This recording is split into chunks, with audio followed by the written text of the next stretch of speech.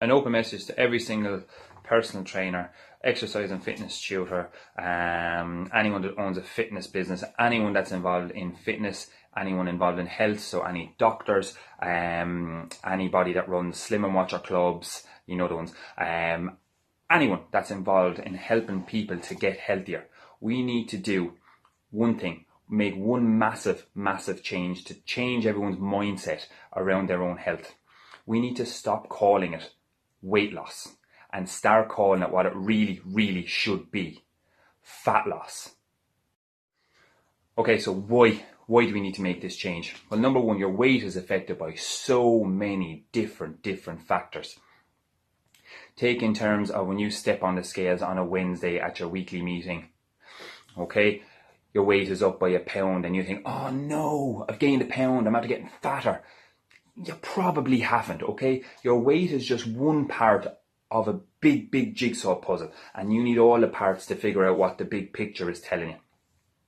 If you are hydrated too much or hydrated not enough, you think of all the water weight. Are you going to tell me that putting like 3 of these inside your body is not going to add weight to your body? Put it in a bucket, put the bucket on the scales, see if it adds to the weight of the bucket.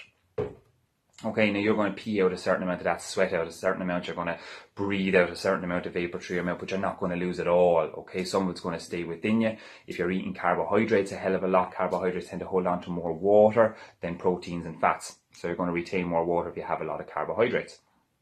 Another thing that's going to affect your water weight is your menstrual cycle for any of the females out there. About a week before your period starts, your body's hormones are going to work in such a way that you're going to retain water, you're going to have that bloated feeling, you're going to undo the belt, the jeans aren't going to fit, and you're going, oh God, I'm getting fat. You're not.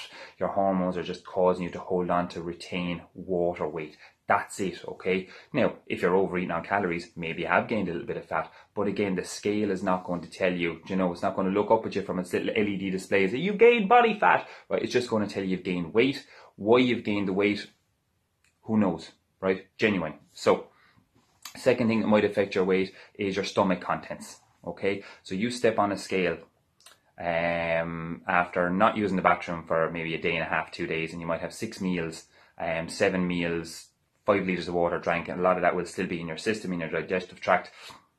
It's going to add to your weight. Weigh all of your dinners, tally it up. If you don't poo it out, it's going to add to you on the scales. Have you gotten fatter? Probably not. Do you weigh more? Yes. Is that a bad thing? No. It's a number on a scale. Another thing that can affect your overall weight is your muscle mass. Now, I've heard from some people that they go to their weekly meetings and they're up a pound, and they say, oh, probably muscle. Probably. Okay, what are you basing that on? Does Fidelma do 3 sessions of weight training per week? Is she in a calorie surplus? Is she actively gaining muscle? Have you measured the muscles in her arms, across her chest, the muscles in her hips? Are they getting bigger? If they're not, chances are she's not gaining muscle mass. So we need to stop perpetuating with people that every gain in weight could be muscle. It's probably not. It could be anything. Like I've said, hydration. You could have gained fat. Genuinely could have gained fat. You could have gained muscle, but you need to be working very hard, and women will find that difficult anyway, and especially if you're in a calorie deficit.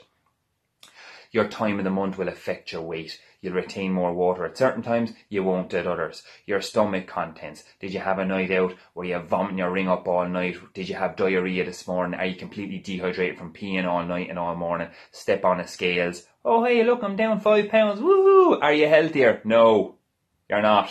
Is it a good result? In terms of fat loss? No. Weight loss? Hey, well done. But if that's your term of a good result in terms of weight loss, then you need to completely rethink the way that you're going about hitting your goals.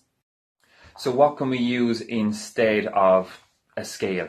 Now, don't get me wrong, the scale is necessary, okay? I will use the scale with my own clients in terms of I need to know their weight if I'm trying to calculate their body fat. If someone weighs 100 kgs and they're 10% body fat, then I know that they have 10 kgs of body fat and 90 kgs is everything else. So, what can we do instead? Right. This guy is not going to give you the full picture. This guy is not going to tell you your immune system is absolutely on point. You haven't been sick in 2 years. Fair play to you. It's not going to tell you you're loved by someone in your family. It's not going to tell you that you feel good about yourself. It's not going to tell you things like you're busting your arse in the gym every day. Fair play to you, right? Stepping on the scales, if it's a result that is down, okay, 9 times out of 10, everyone goes, I thought it'd be more. If it's up, everyone goes, oh, damn it, right? The scales is part of the jigsaw. You don't put down the first piece in a jigsaw and go, this is going to be shit. You make the whole thing and then you go, oh, wow, right? So don't solely focus on your weight, please, because there's so many different factors. Focus instead on losing fat. How do you lose fat? Look, I've always said it. Losing fat is simple, but it's not easy. Weight training. Be in a calorie deficit, so eating less calories than your body requires, okay? I'm only talking like maybe 200 to 300 calories less per day, and even at that, some of you may struggle. You may be hungry the whole time and cranky and all this kind of stuff. So you'll have to work on what works for you. Be more active in your day-to-day life. So yeah, it does sound cliched, it does sound too simple, but don't take the lift, take the stairs, walk to work, do more housework. You know, all these things will add to your calorie burn, add to your activity. Building your muscle mass will add to your metabolic rate, so you'll burn more calories down the line. We need to get off the scale. It's as simple as that, and stop using it solely as a measure of progress. Because if you're sleeping better, if you have more energy, if you feel better about yourself, if your mental health is improved, if you have less bad days, if you suffer from things like depression or anxiety or high stress levels, exercising are fantastic tools for helping you to deal with that.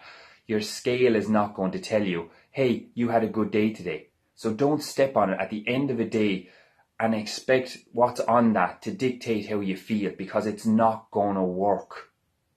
Please, please, please, please, please, if you are actively trying to improve your health and lose fat, by all means, step on a scales, but realize that it is not the be all and end all, okay? Simple as that.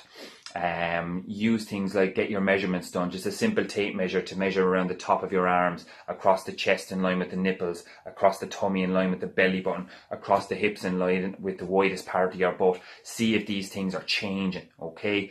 Get your body fat tested by someone like myself in a gym. Go up to your doctor, ask them, can they do your body fat measuring, whether they can do it manually, whether they can do it on a DEXA scanner, whether they can do it via measurements, another type of calculation that they can do. But tell them you want to know how much fat you have, because your weight will tell you how much fat you have, your bone density, your muscle mass, your hydration levels, the energy stores within your muscles. It tells you so much that it's so hard to know. So please, please, please, please, please, can everyone in the weight loss, fat loss, nutrition, medical industries, please start calling it what it really, really should be: fat loss. Please start calling it fat loss. Stop calling it weight loss.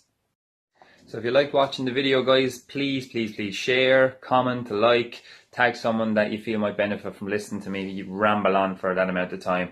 And thank you very, very much for watching. Take care.